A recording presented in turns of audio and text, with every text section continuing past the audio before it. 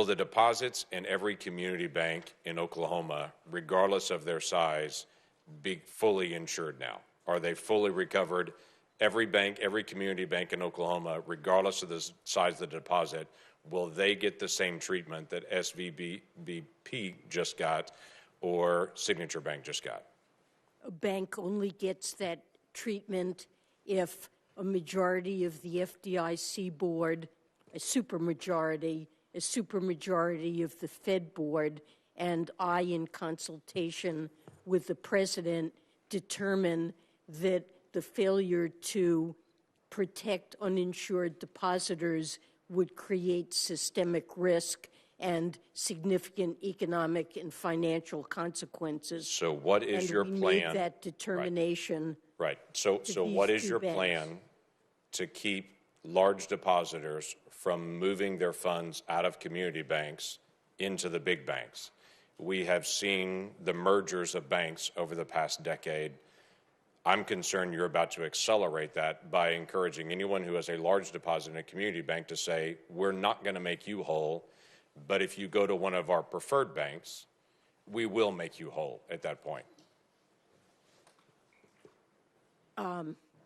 Look, I mean, that's certainly not something that we're encouraging. That is happening right now. That is happening because depositors are concerned about the bank failures that have happened and whether or not other banks could also No, fail. it's happening because you're fully insured no matter what the amount is if you're in a big bank. You're not fully insured if you're in a community bank. Well, you're not fully insured.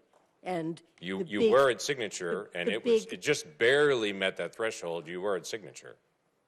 Well, we felt that there was a serious risk of contagion that could have brought down and triggered runs on many banks, and that's something, given that our judgment is that the banking system overall is safe and sound, depositors should have confidence in the system, and we took these actions. So there's a special assessment that's been done on community banks in my state and all banks across the country.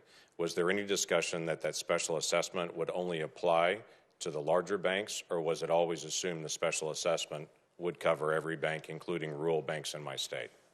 I think I'm not certain what the rules are around that. That's for the FDIC to determine. It has been reported publicly that SVB had a large number of Chinese investors that are there, including some that were companies directly connected to the Chinese Communist Party. Will those individuals, companies, entities, and investors that are Chinese investors be made whole based on assessments in my banks in Oklahoma? So what I'm asking is, will my banks in Oklahoma pay a special assessment to be able to make Chinese investors whole from Silicon Valley Bank? Uninsured investors will be made whole in that bank, and I suppose that could include foreign depositors, but I don't believe there's any legal basis to discriminate among uninsured. I get it, but I'm just saying my community banks are going to pay this additional fee. It is always fascinating to me as well, the conversation that taxpayers are being made whole in this, that taxpayers are not going to have any kind of consequence on this. I'm sure my bankers are going to be very excited to know they no longer pay taxes, and their banks no longer pay taxes. Credit unions don't pay taxes, banks do, and so they're definitely taxpayers as well, and all banks make their revenue off of rates and fees and such to their account holders, which means every Oklahoman will pay higher fees in their community bank. We're just going to have to move on. If we have a collapse of the banking system and its economic consequences, that will have very severe effects on banks in Oklahoma that will also be threatened. I'm just worried about the long-term We are going to have to move on our on, banks as well. or we're not going to get all senators in. Senator Cortez Masto.